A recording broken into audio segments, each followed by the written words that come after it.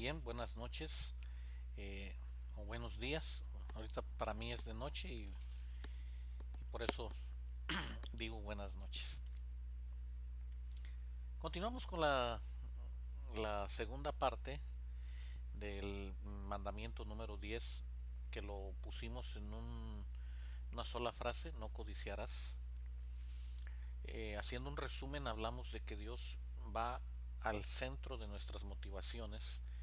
Examina a Dios qué es realmente lo que queremos, cómo lo queremos, por qué lo queremos, y si realmente solamente es un plan, si solamente es una intención, y qué tipo de intención es la que hay en nuestro corazón. Éxodo 20:17. Eh, algunas ocasiones podemos estar pensando que esto tiene que ver solamente con el tiempo de la ley, pero no. Jesucristo lo dejó muy claro en el Sermón del Monte y a través de todas las enseñanzas de la ley, ya que Dios involucra algo más que nuestras acciones, y eso tiene que ver con nuestro pensamiento, con nuestro corazón, con nuestra actitud, con nuestros enfoques. Ahora, este mandamiento le pone especial atención a tu motivación. ¿Qué te motiva? No es lo que quieres, no es lo que deseas, porque todos pensamos finalmente en lo que queremos, el día de mañana, el próximo mes, el próximo año, pero ¿qué está anidado en tu corazón? ¿Sí? Entonces, el mandamiento número 10 está relacionado con la intención de nuestro corazón, con el motivo de nuestro corazón, y desde luego que todo pecado de codicia comienza en el corazón. Mateo 15, 18 al 20 nos dice: pero lo que sale de la boca, lo que sale de nuestra boca, del corazón sale. Y eso es lo que contamina al hombre. Porque de la boca nosotros sacamos palabras, sacamos frases, sacamos lengua. Cuando digo lengua no es sacar la lengua, digo sacamos un vocabulario. Pero del corazón sale la esencia de esas palabras, la esencia de esa lengua, la esencia de eso que hablamos: malos pensamientos, homicidios, adulterios, fornicaciones, hurtos, falsos testimonios, blasfemias. Eso lo está diciendo Jesús en Mateo 15, versículos 18 al 20. Y dice Jesús: todo esto es lo que contamina al hombre.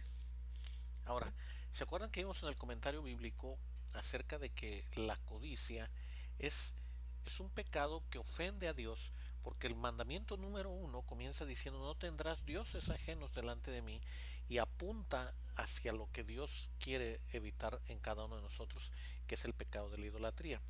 El cierre del número 10 precisamente tiene que ver con la vida del hombre, su relación con las personas, su relación con las cosas que están delante de él, y evitar la idolatría. Ese es el 1 y el 10 están juntos porque Dios establece un vínculo en estos dos mandamientos acerca de la codicia y acerca de la idolatría. Entonces, cuando ponemos nuestra ambición y cuando sujetamos nuestras emociones, nuestro egoísmo por encima de Dios, pues obviamente que esto ya toma un lugar de idolatría. Y recuerden que idolatría es poner a Dios en un segundo o cualquier otro lugar que no sea el número uno.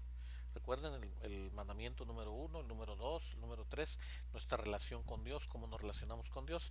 Y el apóstol Pablo escribió en Colosenses 3, versículos 5 y versículo 6. Pablo escribió: haced morir pues lo terrenal en vosotros: fornicación, impureza, pasiones desordenadas, malos deseos y avaricia, que es idolatría. Malos deseos y avaricia, que es idolatría. Y eso subrayenlo en su Biblia. Estos malos deseos hablan de la intención de nuestro corazón y hasta dónde vamos a llevar ese deseo, y lo vamos a colocar por encima de eso. Entonces, el problema del ser humano no es que tenga interés o que tenga deseo. El problema del ser humano es dónde lo coloca. Y es lo que Dios no está dispuesto a ceder con nosotros. Dios no quiere ser el 2, el 3, el 4. Dios quiere ser el primero en nuestra vida. Y ese es el centro de nuestra atención. Y Pablo también hizo esta comparación en la carta que escribe a la iglesia en Éfeso. Y dice Efesios 5:5. Voy a buscar aquí en la Biblia. Efesios 5:5, porque sabéis esto, que ningún fornicario o inmundo o avaro, que es idólatra. Noten ustedes la conexión entre malos deseos, avaricia, idolatría. Repito, Efesios 5, versículo 5. Porque sabéis esto, que ningún fornicario o inmundo o avaro, que es idólatra, tiene herencia en el reino de Cristo y de Dios. Ahora, ¿cómo podemos explicar esto? Pues lo podemos explicar muy fácilmente. El problema de la idolatría es querer tener a Dios, pero también querer tener tu ídolo. Y eso era el pueblo de Israel. La gran parte de la historia de Israel es que ellos sabían que eran pueblo de Dios, pueblo escogido, pueblo santo, pero querían vivir en idolatría. Y esa es la razón por la que Jesús tiene que decirnos en el Nuevo Testamento, ninguno puede servir a dos señores, porque o aborrece al uno y ama al otro, o estima al uno y menosprecia al otro. No podéis servir a Dios y a las riquezas. Eso está en Mateo 6, versículo 24. La adoración a las riquezas nos separa de la adoración al Dios verdadero.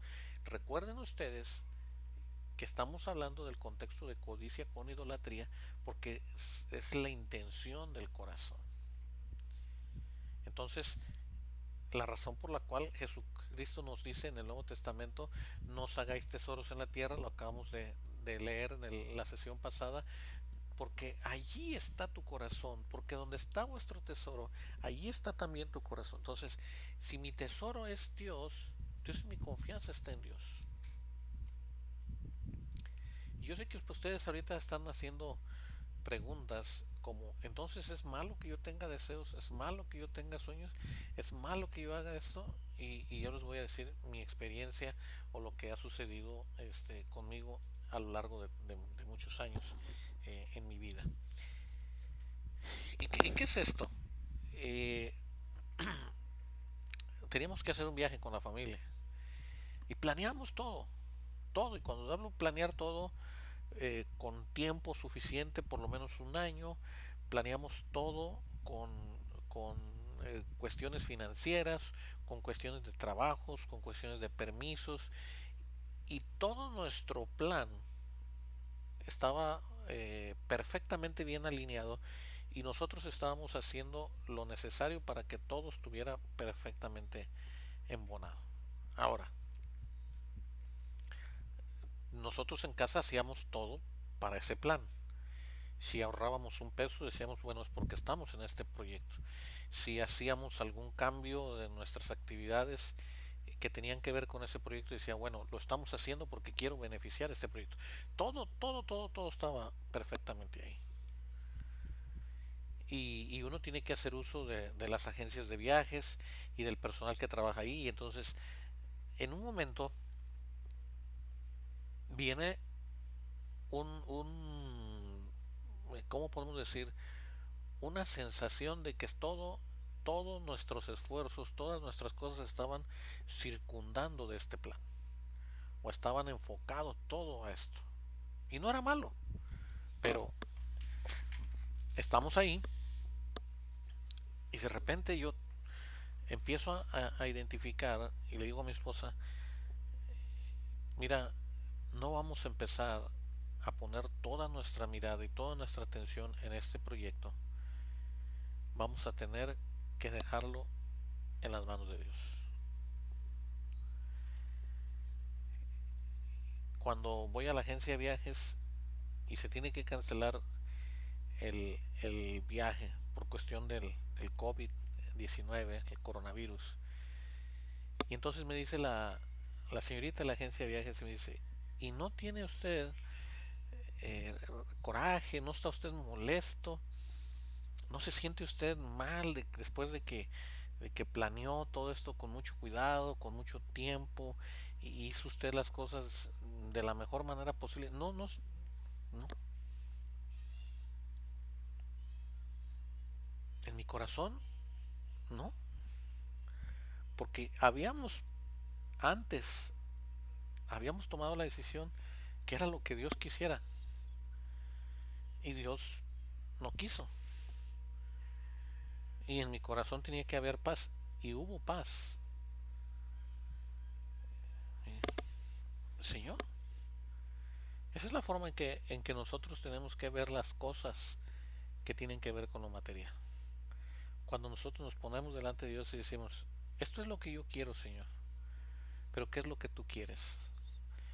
¿Es esto en lo que yo voy a gastar mi tiempo, mi esfuerzo, mi dinero?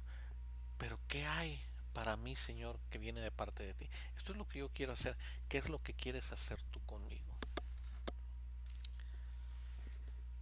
Y eso, hermanos, eso nos lleva no a otra dimensión, sino nos lleva a un nivel de dependencia de Dios en la que nosotros ya no estamos en función de lo que queremos como primera opción, sino estamos en función de lo que Dios dice como primera opción. Y es ahí donde nosotros tenemos que tener cuidado. ¿Dónde vamos a poner nosotros nuestro corazón? Y perdimos ese viaje y perdimos esa oportunidad. Pero no lo digo con amargura del corazón, no, lo digo con gratitud porque Dios tiene el control de las cosas. Ahora nosotros tenemos que estar seguros de que nuestra relación con Dios tiene que estar firme para soportar todas las acechanzas del diablo y para que nosotros no pongamos en primer lugar la codicia y el trabajo. Y en estos minutos que me quedan de esta segunda sesión, vemos cómo muchas veces nosotros queremos un buen trabajo, deseamos un buen trabajo, pero ¿qué vamos a hacer para obtener ese buen trabajo? Y entonces yo tengo experiencias, y perdón por los ejemplos de las experiencias, pero digo, tengo experiencias de gente que me dice, usted no toma, ¿verdad? Le digo, no, es que los mejores negocios se arreglan en un lugar, en una cantina, al calor de las copas, y esos son los lugares de los negocios. Yo no hago negocios ahí. Pero hay gente que dice, yo necesito un buen trabajo, entonces voy a hacer lo que yo pienso que debo de hacer para poder mejorar mi condición. ¿Por qué? Porque quieres tener tu carro, tener tu casa, te quieres casar o quieres hacer alguna mejora para tu mamá, para tu papá. Tú estás sacrificando tus principios porque la codicia ha llegado a tu corazón y dices, esto está por encima de mi comunión con Dios. Entonces es un límite en el que Dios nos dice, vas a ser tentado a obtener de una manera no correcta. Y cuando digo la manera no correcta, no solamente hablo de la sustracción o el robo. Cuando hablo de una manera no correcta, quiere decir que vas a sacrificar el lugar en el que tienes a Dios, lo vas a mover de ese lugar y vas a poner ese sueño como tu máximo en la vida. Y eso es lo que Dios nos invita a que tengamos cuidado. ¿Cuál es, cuál es tu tiempo? ¿Cuál es tu tiempo con Dios? La Biblia da muchos ejemplos malos, sobre todo de codicia, como cuando codició David a Betsabé. Ustedes pueden ver la historia en 2 de Samuel. Cuando Acab codició la viña de Nabot, lo pueden ver en Primera de Reyes. En ambos casos, la mente condujo a otros pecados. Ellos desearon hacer algo. David deseaba estar con Betsabé, pero no podía darle completo tiempo a Betsabé si no se libraba de su marido. Y entonces vino el pecado de la muerte, el homicidio, el asesinato, para poder ocultar ese pecado. Acá, codiciando la viña de Nabot. En ambos casos, pecados que terminaron en el homicidio. Tenemos que tener cuidado, pues, hermanos, nosotros con lo que estamos haciendo. Tenemos que tener cuidado nosotros con la codicia, tenemos que tener cuidado nosotros con la idolatría relacionada con los malos deseos del corazón, y tenemos que tener cuidado con cada uno de nuestros pensamientos que ofenden, que transgreden el deseo de Dios de tenerlo a Él siempre en primer lugar. Que Dios les bendiga.